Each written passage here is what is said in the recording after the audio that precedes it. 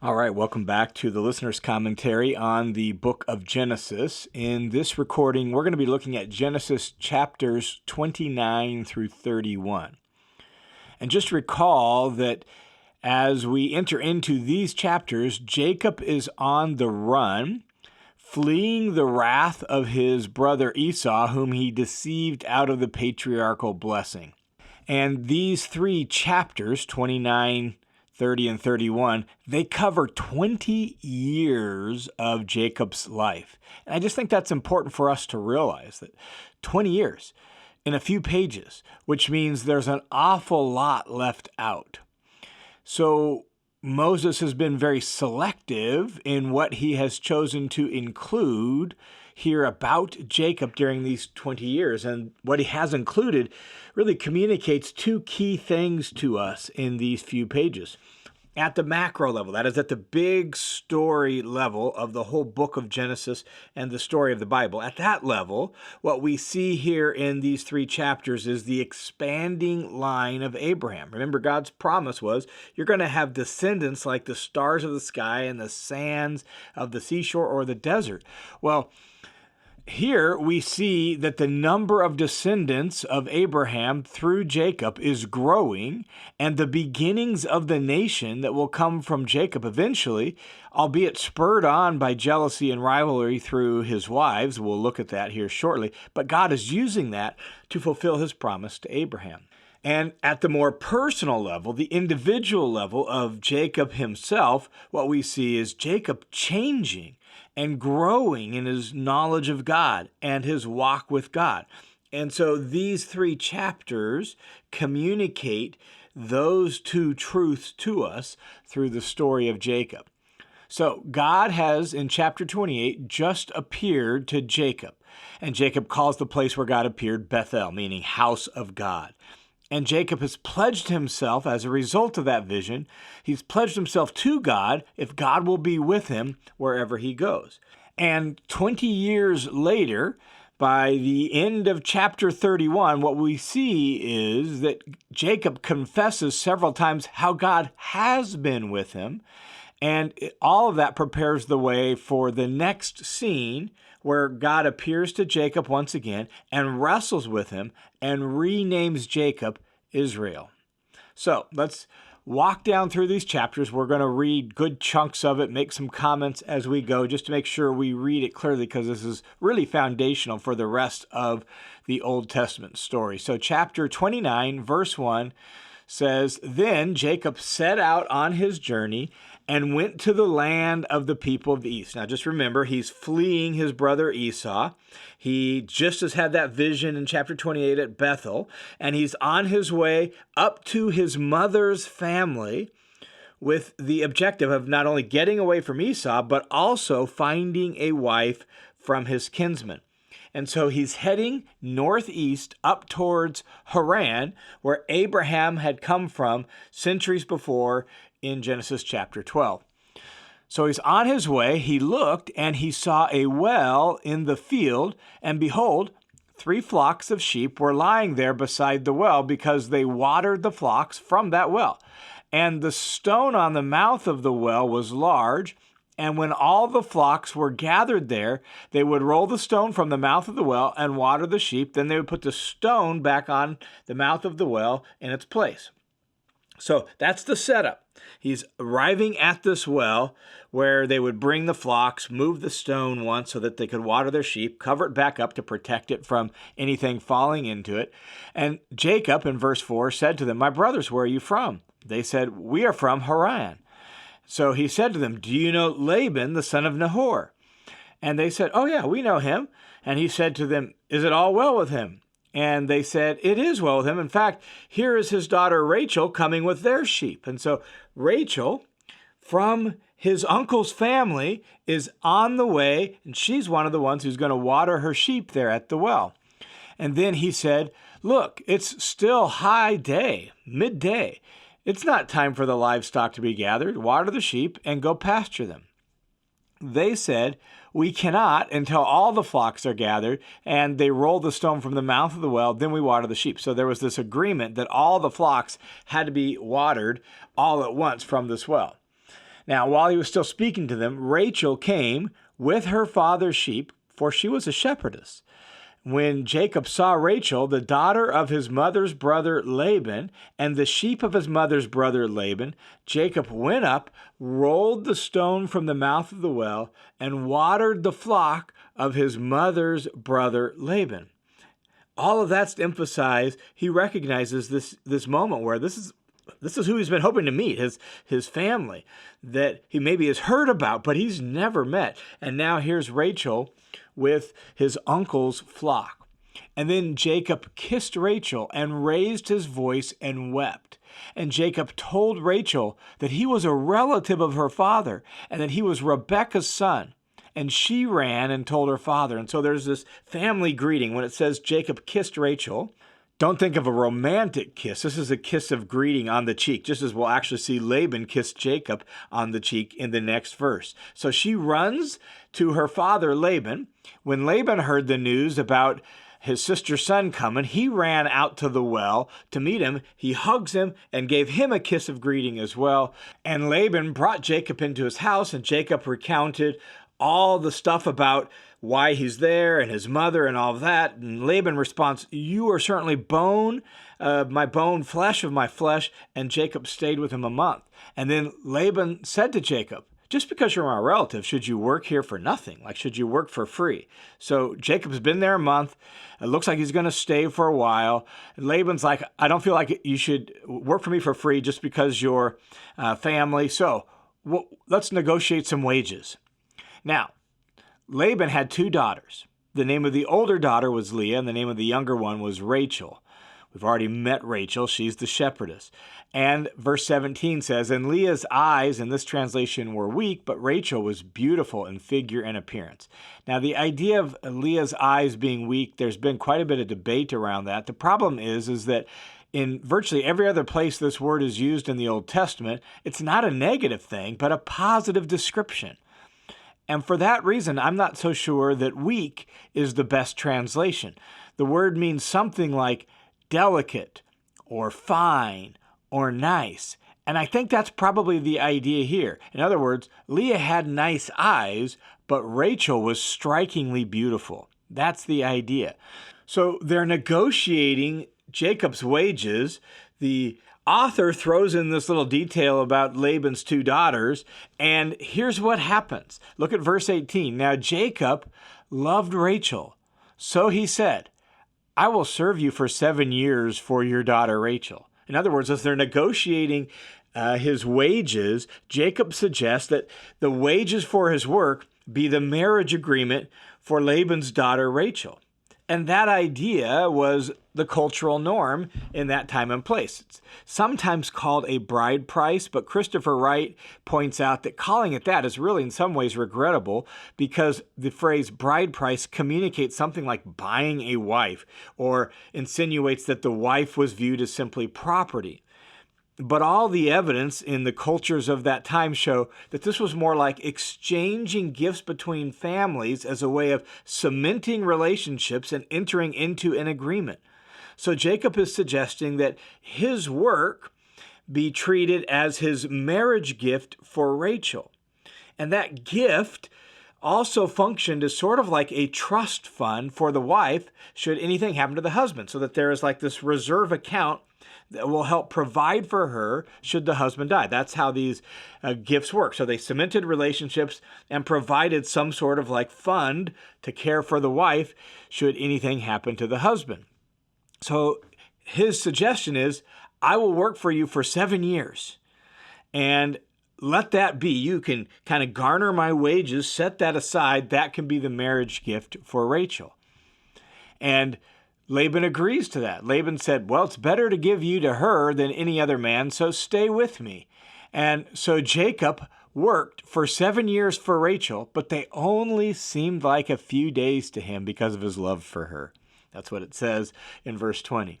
Now, after the 7 years were over, it's time for Laban to fulfill his agreement. Jacob comes to Laban, says something that probably no young man should ever say to his about-to-be father-in-law. So Jacob comes to Laban, and verse 21 says, "Give me my wife, for my time is completed. My 7 years are up.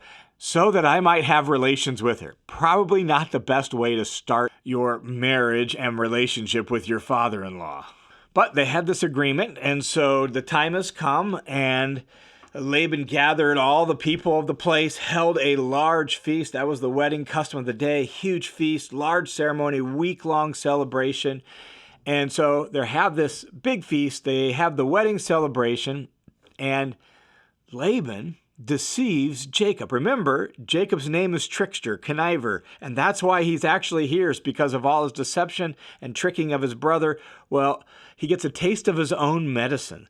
The cheater gets cheated. So here's what happened.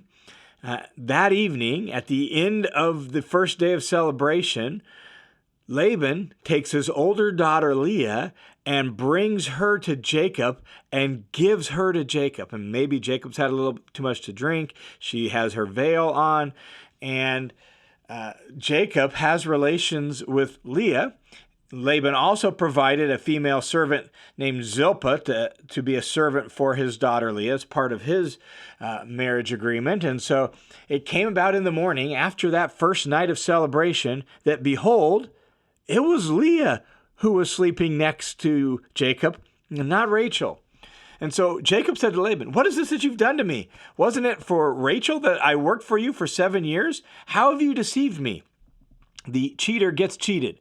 The deceiver gets deceived, and it actually becomes, it seems, a key thing that God uses to help to begin to change Jacob. In fact, over the next 13 years, Laban will be dishonest and attempt to cheat Jacob multiple times, and yet Jacob is going to prosper. And it seems that Jacob begins to realize that all of that happens because God is with him. So watch for that as you read through the Jacob story. So, "Why did you do this to me?" Jacob says. In verse 26, Laban said, "Well, it's not the practice in our place to marry off the younger before the firstborn. So why don't you complete the week's marriage celebrations with this one, Leah, and then I'll give you Rachel as well, but you'll have to work another 7 years for her." So Jacob agrees to this, and he finishes the marriage festivities of that week with he and Leah, and then Laban gives him Rachel as his wife also. Laban also provided another female servant, Bilhah, for Rachel as part of her marriage to Jacob. So then Jacob now is married to Rachel as well, has relations with her, and indeed the text says he loved Rachel more than Leah, and he served with Laban for another 7 years for Rachel. All of this is a little bit crazy, certainly beyond what we're used to in my cultural context. He worked 7 years, marries Leah, marries Rachel. Then he's going to have to work another 7 years as his marriage gift for Rachel himself. And during those next 7 years, jealousy and rivalry between these two sisters, Leah and Rachel, it's going to get bad. And one way it's going to show up is in childbearing, which was a mark of honor in their culture. And so that is going to be a key place where this rivalry and jealousy is going to show up. And the Lord is going to use it for his purposes in Jacob's life and in his promise to Abraham. So verse 31 says, "Now the Lord saw that Leah was unloved, and he opened her womb, but Rachel was unable to have children." So Leah is able to have kids, Rachel's not, and rivalry and jealousy is going to ensue. So Leah starts having kids. She gave birth to a son, named him Reuben, because she said, "The Lord has seen my affliction and how maybe now my husband will love me." She conceived again, and then she conceived again, and she conceived again. And so 4 boys in the span of several years that Leah has. All of this is high marks of honor. It means there's now some heir in the family. Now, at some point during the birth of these boys, Rachel can't handle it anymore. And so chapter 30, verse 1, Rachel saw that she hadn't borne Jacob any children. She becomes jealous of her sister, and she said to Jacob, "Give me children or else I'm going to die." Jacob's angry at Rachel for all this, and he's like, "Look, do I stand in the place of God who has withheld the fruit of womb from you? Like, I can't make you have babies." So Rachel said, well, then take my female servant and have relations with her, that she may give birth and I may at least have honor in that way. Again, there's some cultural precedence for this, particularly in view of trying to have an heir, but there is already an heir, but this is motivated by rivalry. So Rachel gives Bilhah to Jacob. Jacob has some kids by Bilhah, and Rachel is then, she feels vindicated. Lord has heard my voice, given me a son, so she named him Dan. And then Bilhah had another child by Jacob, and Rachel again feels more vindicated. Then Leah realizes she's not having any more kids, and Rachel's servant is having kids. So then she took her servant Zilpah and gave him to Jacob as a wife and said, bear children through Zilpah. And this is all rivalry and conflict. And so then Zilpah bore a couple sons, and we have all this rivalry and all this jealousy and all these women and all these sons being born, and it's a mess. Let's just be honest about it. It's a mess. And yet, God is using even this mess to fulfill his promise. Recall the promise made to Abraham and Isaac and reaffirmed in Jacob that their descendants will be many. And recall the word given to Rebekah when pregnant with Jacob and Esau, that they would become two nations. Well, here, God in his sovereignty and mercy is using human shortcomings to fulfill his purposes and plans, and that's often the way it is.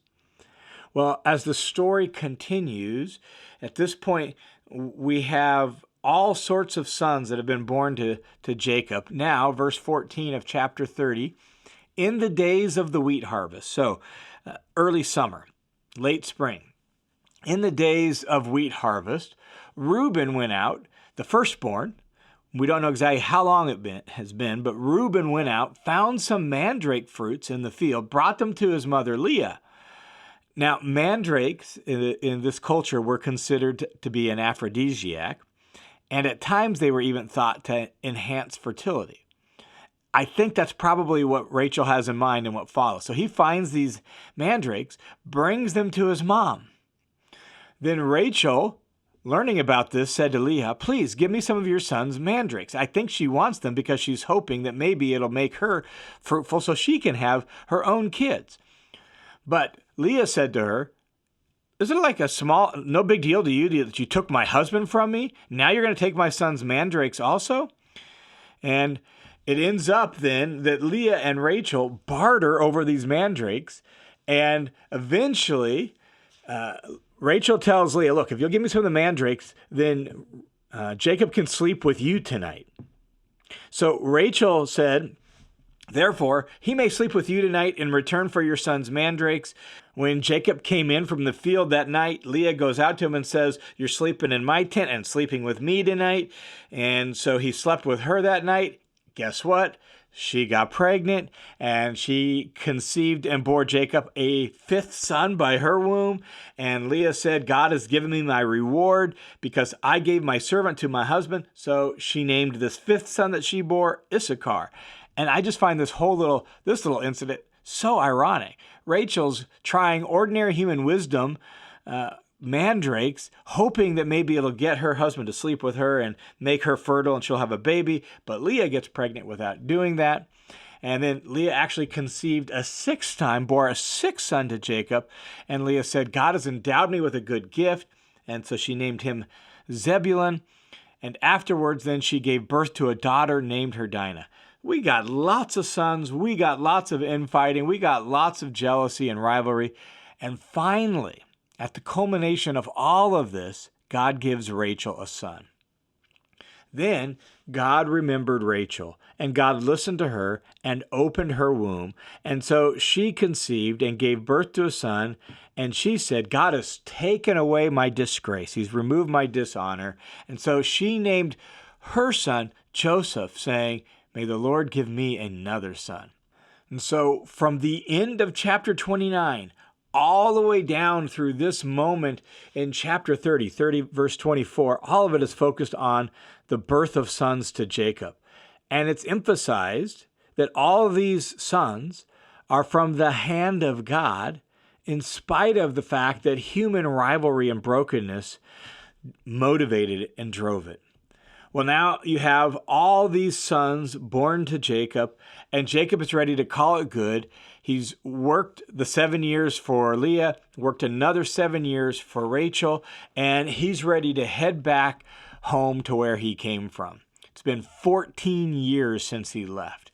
So Jacob goes to his uncle Laban, tells him that he's ready now to return. He's worked off his debt to Laban, and so he's ready to go. But Laban said, look, why don't you stay with me a little longer? Because it's clear to me that the Lord has blessed me, Laban, on account of you, Jacob. He recognizes that God's hand has somehow been with Jacob, and it's actually been good for Laban and his flocks. So Laban says, look, please stay and work for me for a little longer. Just name your wages, and I will give it to you. Jacob replies and says to him, you yourself know how I've served you and how your livestock have fared with me. So Jacob says, look, it's gone well with you because the Lord has been with me, and the Lord has blessed you wherever I turn. But I don't have anything for my own household. I've got wives, I've got children, but I don't have flocks because I've been tending your flocks. And so Laban said, well, what shall I give you? Jacob replies, I don't want you to give me anything. He doesn't want a handout, and there's probably a variety of reasons for that, one of which is he doesn't really trust Laban. That's clear in what follows. So they negotiate a plan. And basically the plan is that Jacob will stay on, build his own flocks and herds before he leaves to go back to his homeland, and he actually ends up working for another 6 years building up his own flocks and herds. And the plan is he'll get to keep any sheep that's not white and every goat that is a solid color from that day on. So from that moment on, that's going to be, all those are going to be his. So as soon as they reach the agreement, his uncle, who seems to have a good conniving streak of his own, look what Uncle Laban does. Laban removes all the speckled and spotted sheep and all the goats from his flock so that he would take them out of the breeding pool to lessen the likelihood of speckled and spotted sheep and goats being born. So Jacob resorted to what apparently was some folk wisdom about sheep and goat breeding to try to enhance his luck. He uses some branches and some trees and all these things that he are kind of some folk wisdom of the day. And using that folk wisdom and selective breeding techniques, Jacob grew a large flock. And later, Jacob's going to attribute all of this to God's help. So we pick up in chapter 31 that Jacob heard the words of Laban's son saying, Jacob has taken away all that was our father's, and from what belonged to our father, he's made all this wealth. In other words, Laban's sons realized, wow, Jacob's flocks are bigger than ours. Somehow he has been able to grow this flock. Our flocks aren't that big at all, and which means less inheritance for them in the future, less family honor now. And so Laban's sons turn on Jacob, and Jacob realizes that. So Jacob calls Rachel and Leah and says something to them that I want to read because that's really important for you to hear, I think, for the overall theological point of the story, what Jacob says. So listen to Jacob's words in 31:5 and following. He says this to Rachel and Leah, I see your father's attitude, that it's not friendly towards me as it was before, but that the God of my father has been with me. You know that I've served your father with all my strength. Yet your father has cheated me and changed my wages 10 times. However, God did not allow him to do me harm. If he said, the speckled sheep shall be your wages, well, then all the flock delivered speckled. If he said, well, the striped shall be your wages, then all the flock delivered stripe. And he attributes all of this to God's help. So God has taken away your father's livestock and given them to me. And it came about at the time when the flock was breeding that I raised my eyes and saw in a dream, and behold, the male goats were mating with striped, speckled, or mottled. Takes a lifetime to convert a person, but Jacob is slowly changing. And he's learning to see God's hand in his life, and he's learning to listen, and he's learning to trust. He's not fully there yet, but he's not the same man that he was back when he was cheating Esau. back before God appeared to him at Bethel, back before he's been cheated by Laban and seen God's hand in his life. So he recounts for Leah and Rachel all that God told him in this dream. Then the angel of God said to me in the dream, Jacob, and I said, here I am. And he said, now raise your eyes and see that all the male goats that are mating are striped, speckled, or mottled. For I have seen everything that Laban has been doing to you. I am the God of Bethel, where you anointed a memorial stone, where you made a vow to me. Now arise, leave this land, and return to the land of your birth. So it's time to go home, and that's been confirmed by this dream and these words from God. So Rachel and Leah basically say, look, we don't have anything here either. Our father has taken everything away from us, the marriage gift that was supposed to provide for them. Laban has apparently just taken all those funds that he should have been setting aside for them. He's taken them into his own coffers, and so they have nothing left. And so there's no reason for them to stay. So they say, look, we're with you. We understand how our father has treated you. Surely all the wealth which God has taken away from our father belongs to us and our children. Now then, do whatever God has told you. So Jacob gathers up his wives, his children, everything he has, all his livestock, all his property, and he headed south to go back to where he came from. And Laban, he's out with the flocks 3 days away, so it's going to take a little while. So Jacob's going to have a bit of a head start. And so gathers everything up to leave. And Laban had gone to shear his flocks, and Rachel stole the household idols that were her father's, small little shrine gods that belonged to Laban. Usually they were viewed to provide like good fortune. We're not told why she took them. Laban is still living in a pagan area and still apparently has some of these pagan ideas as a part of him. So Rachel takes these, and Jacob deceived Laban by leaving on the sly when Laban was 3 days away for sheep shearing. So Laban and his crew are out in the fields, and Jacob packs and heads out. Word finally gets back to Laban, and Laban then chases down Jacob, finally catches up with Jacob a good chunk of the ways south to the promised land. And Laban wants to know why you left in such a hurry and why you tricked me and left when I wasn't even around. I didn't even get to say goodbye to my daughters and my grandkids. And Jacob basically says, look, I was afraid because I thought you would take your daughters from me by force. In other words, I don't trust you. And you've proven that you're kind of a scoundrel of a character. Then Laban says, well, somebody took my household gods. And Jacob's like, they're not with us. You can search through everything. The one who took them from our part is not going to be worthy of living. So he tells Laban, you can look for those things. Jacob doesn't know that Rachel has them. So Laban is looking through all the tents, looking through these things. He finally gets to Rachel's tent. Rachel's sitting there, refuses to get up in the presence of her father, as custom should say, but she gives a good excuse. She says it's that time of the month, so permit me just to sit here. And she's actually sitting on the saddlebag that has the idols. Laban searches, never finds them. Then Jacob was angry with Laban because he felt like he was falsely accused. He airs a bunch of his grievances in that moment that he had with Laban and how Laban kept changing everything and tricking him and all that. So he airs a bunch of his grievances.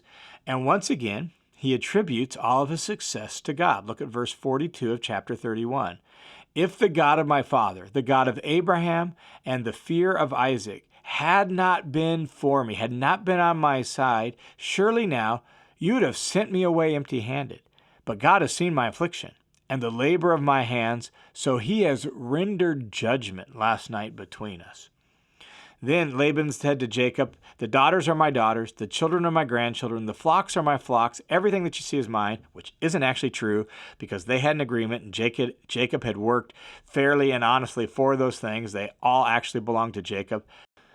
But at any rate, Laban claims they're his, and he says, look, let's just enter into an agreement. Let's make a covenant, agree to a truce. You go south, I'll go back home, and we'll agree to live in peace. So they make a covenant, reach this agreement, And the chapter ends by saying Jacob swore by the fear of his father Isaac. What he means by that is by God himself, the God of his father Isaac. Jacob offered a sacrifice there on the mountain, called his relatives to eat a meal with him in the presence of the Lord. They ate the meal, spent the night on the mountain, and then early in the morning, Laban got up, kissed his grandchildren and his daughters goodbye, blessed them. Laban departed, went to his place, and Jacob's going to continue heading south. Now, as we wrap up this extended little section in the book of Genesis, just the key theological reflection that we've seen through this whole thing is Jacob is returning home, but he's not returning home the same man. Sure, further change is still to come, and in the dramatic scene that's going to follow, there will be a significant moment that leads to maybe even greater change, but Jacob's already a significantly changed man. And he now sees that what he hasn't come about from his own cunning or his own skill, as in the case of 20 years earlier when he tried to get things for himself by deceiving and manipulating and tricking his brother. He now recognizes that everything he has is a blessing from God. The line of promise has grown. Jacob has many sons, and he has flocks and herds. He has a full household, and he says all of it is because God was with him. And God was with him right in the midst of his real life, where there's deception and trickery and difficulty with his uncle Laban, where there's jealousy and rivalry between his wives and their servants. And all this mess of the last 20 years, God was with him. And Jacob realizes that now. And that's how the promise goes forward. And ultimately, that's the way it is for all of us. God fulfills his purposes in the midst and the mess of everyday life. And God converts and transforms and changes his people in the midst of everyday life, using the circumstances of everyday life. And that's exactly what we see in this episode in the case of Jacob. All right, thanks for tuning into this session of the Listener's Commentary on the Old Testament. The Listener's Commentary is a listener-supported, crowd-funded Bible teaching ministry that's only possible because of the generosity of dozens and dozens of people just like you. So thanks a ton for your support. And if you want to join the team of supporters, you can do so by going to listenerscommentary.com. Click the Give button. It'll redirect you to a page, my page at World Family Mission, a registered nonprofit, where you can put in a dollar amount. If you want to make that a monthly recurring donation, click that little box that says Make This Monthly. All those funds will come my way and help this ministry continue to grow and increase so that more people can learn and live the Bible. Thanks a ton for your support.